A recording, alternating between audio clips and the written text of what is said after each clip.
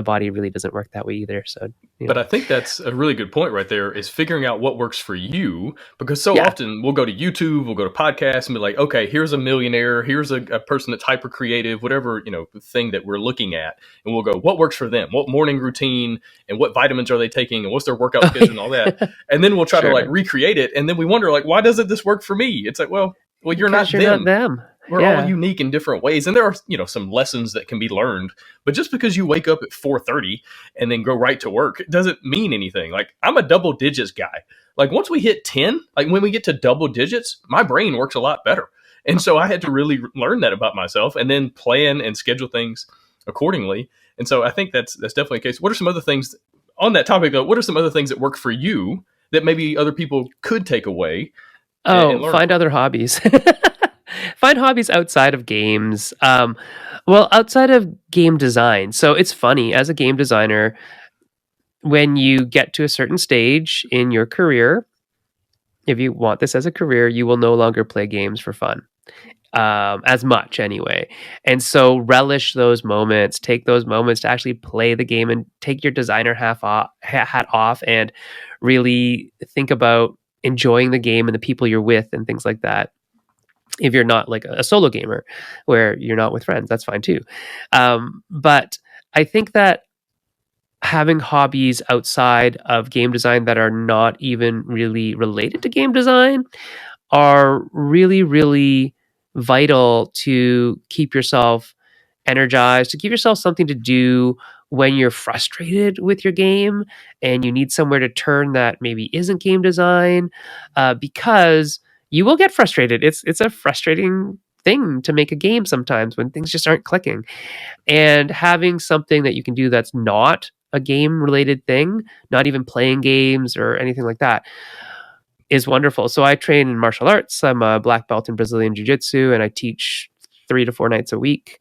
And that is my release. And there's this period of time, I haven't done it lately, and I don't know why I stopped, but there's this period where you bow into class, and that is literally my favorite 20 seconds of the day, because my mind just clears, my problems just melt away, everything just disappears, and for the next hour, I'm just teaching and training in a beautiful martial art. That's it. And then I put my clothes back on. Not that we train naked, but I change clothes. Into my non-sweaty clothes, and I go back and I sit down, and remarkably, sometimes things click. Things say, oh, I solved the problem now. And I think grinding your head against the cog of game design, trying to force an answer, isn't necessarily the right way to do things. Sometimes you have to go like attack it obliquely. If you know Brian Eno, he's a musician, and he made this deck of cards called Oblique Strategies. And it's 100 cards, and they say weird things on them like, have you ever thought about writing about a color? Or something like that. They're just strange things that kind of make you think differently about music and songwriting. But really, they're for any creative endeavor. And so anything that can kind of get you out of your normal train of thought, thinking about something else, maybe thinking laterally instead of just always going forward and, like I said, grinding your head against it, butting your head up against it, I think can be very helpful. And I find hobbies that are not game related very useful for that, because your brain sort of needs the freedom to do other things. And maybe just a little lateral movement can help. The same thing like with podcasts. I very rarely listen to game design podcasts. Sorry, Gabe. I don't even listen to my own, and I have 2 of them, right? So I don't want to learn the things that I already kind of probably know or should know. And it's not saying that I know everything about game design and that other people in game design can't teach me anything. It's that I learn so much more when I listen to people from other fields that may be game adjacent, but also maybe not at all related to games. So my favorite podcast right now is Gastropod, which is the podcast that looks at food through the lens of science and history. I think that's a direct quote. And it is just remarkable how much I learned from that and how much of it is like, oh, I could make a game out of that. Or that relates to game theory, or not game theory, like, well, sort of game theory, but game design. And the same thing with 99% Invisible, which is a great podcast about just general design, architecture, that kind of stuff, design of the built world. All of these things that you can kind of refresh your mind with and come back into the game design with maybe new perspectives and new ideas. So I think, keeping your brain fresh, and full of new ideas, and not just stagnant, and not just playing games.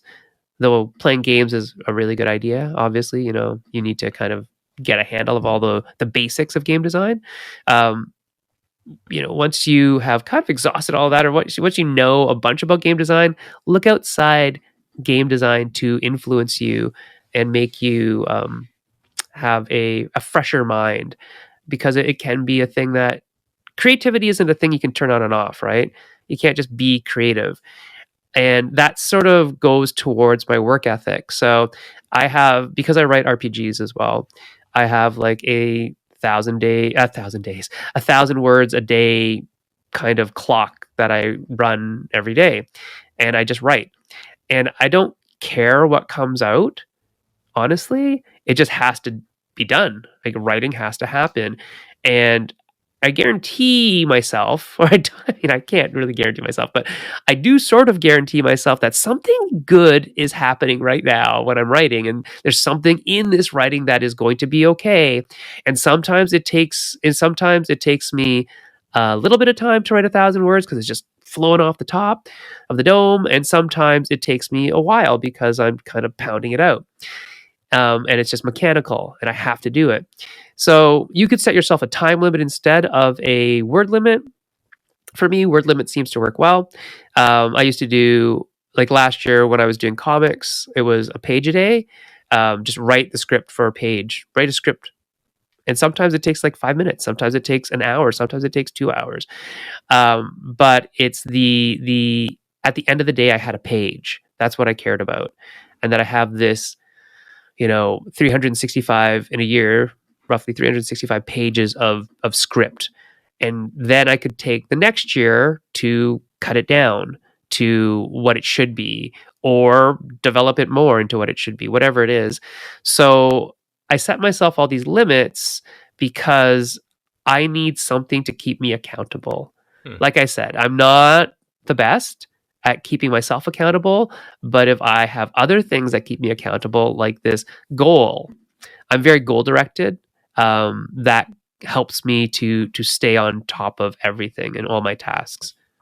Yeah, I like how you're talking about you have to put exterior influences on yourself, whether it's co-designers or these goals or whatever it is, these deadlines, then they help you keep motivated and do the thing. Because it's not magic. I feel like a lot of people, they think, oh, creativity is just magical, and you sit down and some days you just find the motivation. It's like, no, you kind of create it.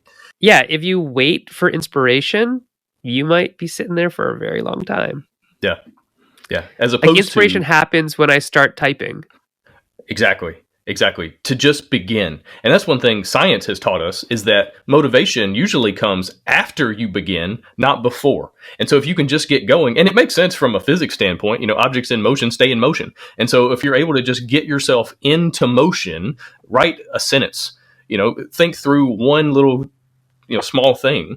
And then all of a sudden you're like, oh, okay, I can do that. And then you keep going. But I want to go back to what you were saying about hobbies, because I think this is a huge one that a lot of people miss, especially creatives. They think, I just need to spend 12 hours a day on this thing, which there are some benefits to that, but it's not sustainable by any stretch of the imagination. And so having hobbies, having things to take your mind off of the thing. One thing I got into is gardening and getting out in my yard and planting things and cutting the grass and pulling weeds. And one, I like it because it's not like mindless is not the right word, but you can kind of turn your brain off and just do it. If I'm just out there weed eating or cutting grass, I don't have to pay that much attention. Although one time I didn't pay enough attention with a chainsaw and almost cut my finger off. So if you're doing that, you want to pay more attention than I was.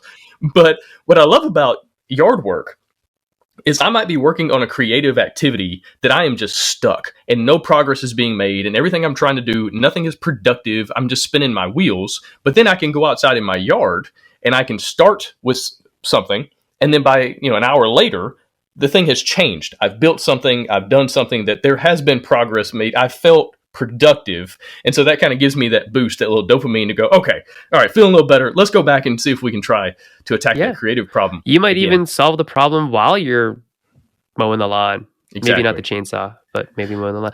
It's the same. Like for me, my favorite times of the day, other than that 20 seconds of bowing into class, um, it's showers and washing dishes.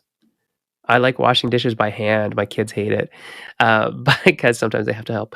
But the keeping my hands occupied, but my brain almost completely unoccupied, allows me to like really kind of get into this sort of zone where I think about nothing.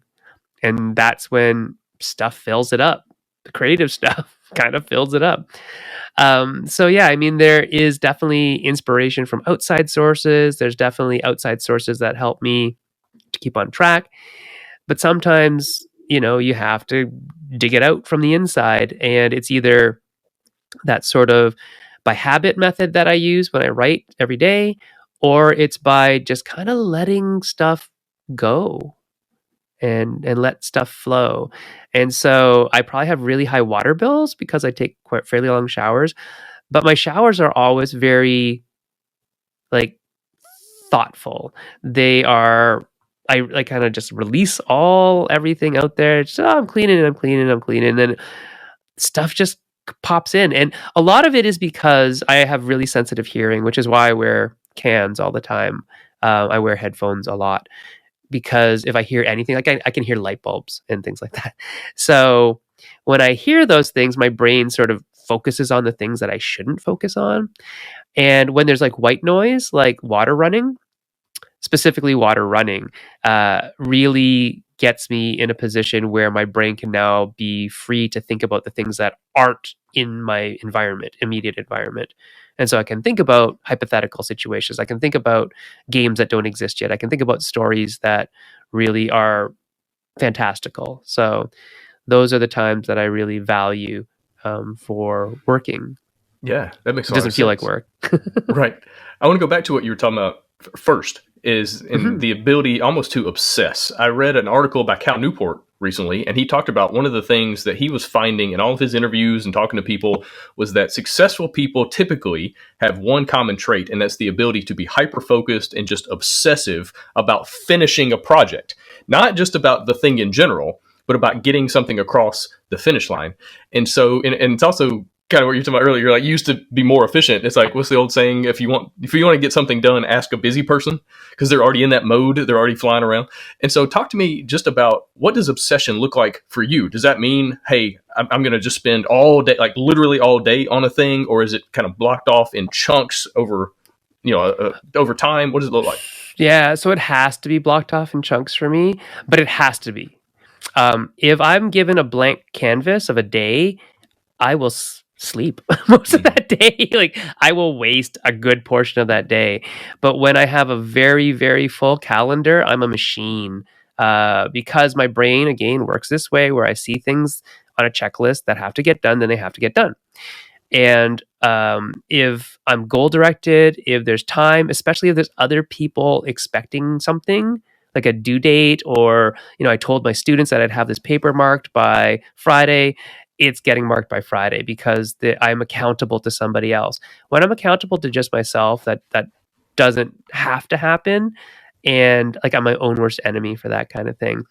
But in terms of like obsession, what it looks like is I've missed many, many meals. And I've missed many, many, times when it's like, oh, you should be in bed by now. So I get into what Mihaly Csikszentmihalyi would call a flow experience. And you might have heard flow described when we talk about game design. We talk about flow experience quite a bit. But in general, what to me, how I meant by flow was that you just get in this state where you lose track of time because the occupation that you're engaged in is so meaningful to you in many levels. And what he usually talks about is skill versus challenge. So when there is a rising challenge and you have not enough skill, you will disengage because of anxiety, versus when there is high skill but low challenge, you will disengage because of boredom. And the thing about game design, and good games follow this pattern as well. A good game will increase the challenge as the player's skill increases, right? But game design typically works that way as well, right? That as you progress through a game and making one, it's like, oh, this new thing, oh, this new thing, oh, I could add that. And your like brain is starting to think about all these things. And that's really, I think, why so many people are into analog game design right now, right? Because video game design takes a whole skill set that a lot of people just don't have. And so your skill is outweighed by the challenge in that case. So you can't get into a flow experience. But in analog game design, the challenge increases. But as you listen to podcasts, as you play more games, as you read the forums, as you do all these things, your skill can increase alongside it at a much more respectable pace, right? Where you're in that, we call it a flow channel, where you're not getting disengaged because it is so interesting the whole time, right?